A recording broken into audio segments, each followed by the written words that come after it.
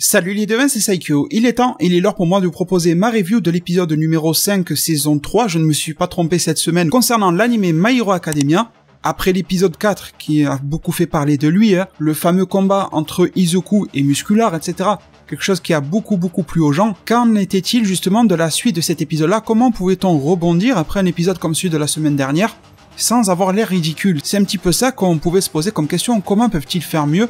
Ou en tout cas, comment peuvent-ils nous garder intéressés par tout ce qui va se passer dans la série, même si l'intensité redescend un tout petit peu. Alors bien sûr, ça suit le manga et ça adapte le manga, donc si vous avez lu, vous connaissez, mais la solution est qu'il y a une bataille. Vous avez bien compris, c'est cet affrontement entre l'escadron Genesis et les jeunes de UE, qui sont au camp d'été, mais à l'intérieur de ça, il y a plein de petites scènes à détailler, et c'est justement sur ça, chacune de ces scènes, que l'épisode s'est divisé, et du coup, je trouve que c'est intelligent, au lieu de montrer une seule scène pendant tout l'épisode, je sais pas moi, de te montrer tout le temps Izuku qui court avec ses bras qui pendent, qui va un petit peu de franc en franc voir ce qui se passe, qui essaie de ramener Kuta, je sais pas, bon, non, ils n'ont pas choisi de faire quelque chose de long comme ça, quelque chose qui sur 20 minutes aurait été quand même longué après ce qu'on vient de voir.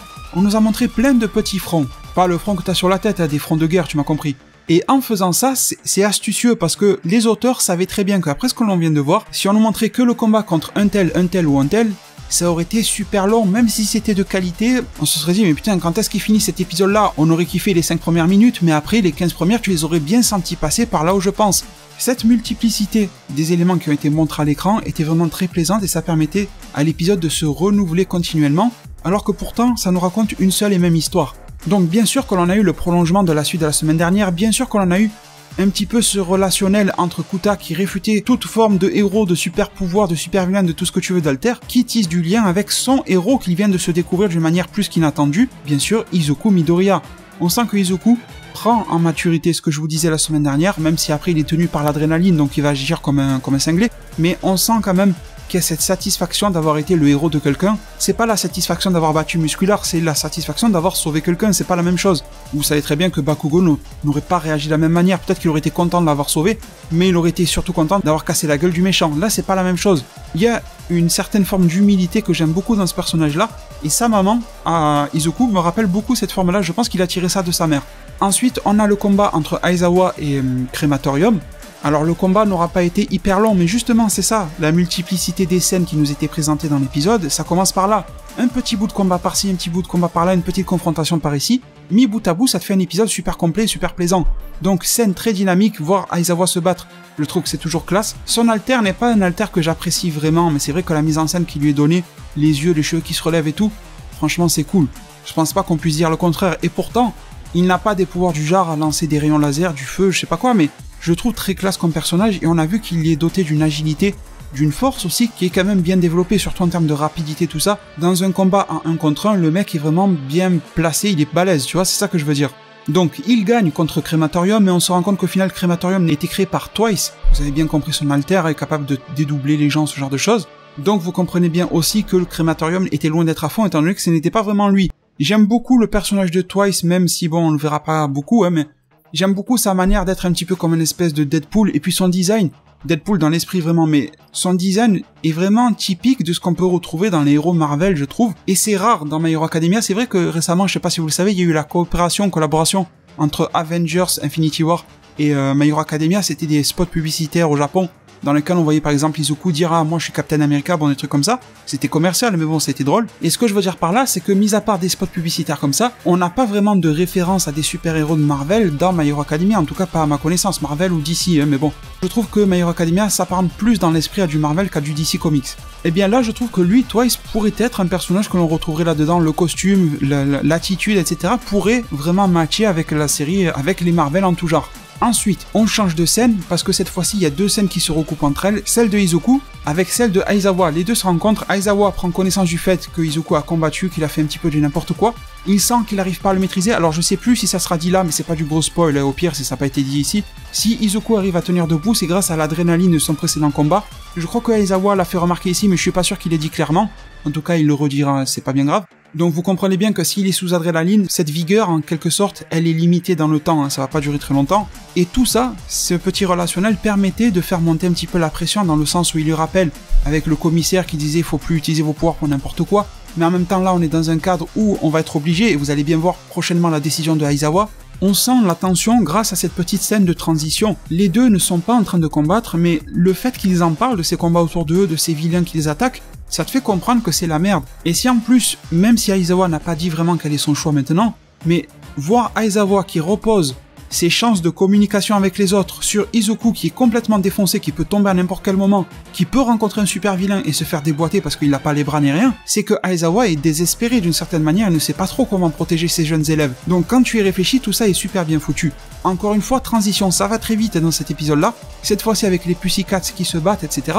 Alors dans cette scène, mis à part le combat qui était cool à voir, il était classe, bien animé comme d'habitude dans My Hero Academia, je pense qu'un jour je ferai une petite vidéo pour pas comparer juste, ah vous voyez ça c'est plus joli, pour comparer avec des chiffres techniques, l'animation, ce qui fait l'animation de My Hero Academia et celle de DBS, pour prendre deux exemples connus, et vous allez voir pourquoi My Hero Academia est plus joli. Je parle pas de direction artistique, je parle de technique pure. Il y a des valeurs mathématiques qui sont intéressantes à connaître par rapport à ça, j'en parlerai sûrement dans une autre vidéo, et donc tout ce petit monde interagit de manière interposé grâce à Izuku qui est un petit peu l'élément central de communication qui va arriver, qui va même sauver justement Mandalay. Je pense qu'elle aurait pu s'en sortir, mais bon, en tout cas il est venu la sauver. C'est encore drôle de voir Izuku pouvoir bouger, même si c'est ses jambes dans ce moment-là. Le voir arriver à se reprendre sur ses deux jambes avec l'énergie qu'il vient de fournir, c'est quand même assez énorme. Et en tout cas il fait passer le message que son neveu va bien.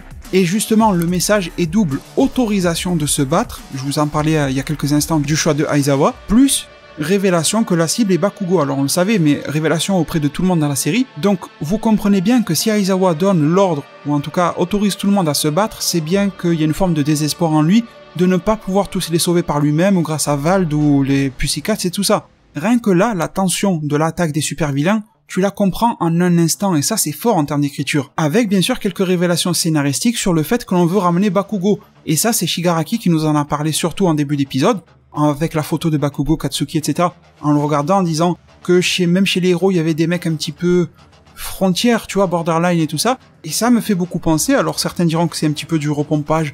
Oui, non, en même temps, quel manga ou animé ne repompe pas une scène sur un autre? Enfin, repomper c'est un grand mot, ne s'inspire pas. C'est plus joli de dire ne s'inspire pas sur un autre, parce que ça me fait beaucoup penser à du Majin Vegeta. Essayer de corrompre un mec qui est un petit peu à la frontière du bien et du mal, mais qui fait quand même partie de la team des gentils. C'est un petit peu la même chose, sauf que bon, vous allez voir que la suite de l'histoire, c'est loin de l'archétype du Majin Vegeta. Je vous en dis pas plus, je vous spoile pas, mais ça va partir sur autre chose qui va vous plaire vraiment. Donc restez bien accrochés sur cette série-là.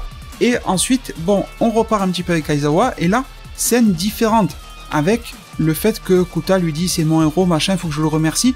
Vous voyez, on a plein, tu empiles des couches pour au final avoir le gâteau complet, et le gâteau est vraiment un très très bon goût.